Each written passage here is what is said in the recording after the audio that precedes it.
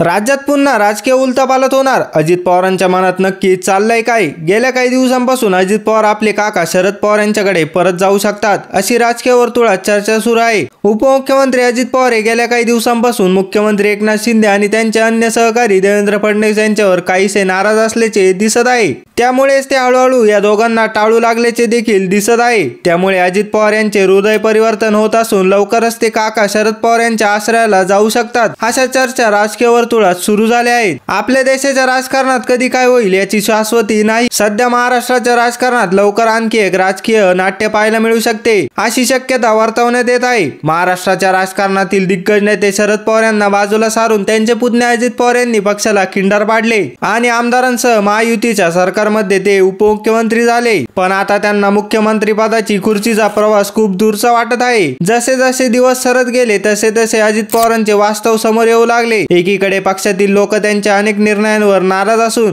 जुन्या पक्षात परतण्याचा प्रयत्न करत आहे. त्याच वेळी लाडकी बहीण योजनेच्या नावावरून शिंदे गट आणि अजित पवार गटामधील मतभेदही चव्हाट्यावर आले. दोन्ही गटामध्ये अद्यापही शीतयुद्ध सुरू असल्याची चर्चा आहे. एकनाथ शिंदे आणि देवेंद्र फडणवीस या दोन्ही नेत्यांवर नाराज असल्याचे मानले जात आहे. इतकंच नाही तर त्यांनी अमित शहाच्या कार्यक्रमापासूनही अंतर राखल्याचे दिसून आले. मात्र याची चर्चा होऊ लागल्यावर त्यांनी मुंबई विमानतळावर जाऊन अमित शहांना निरोप देण्याची औपचारिकता पार पाडली.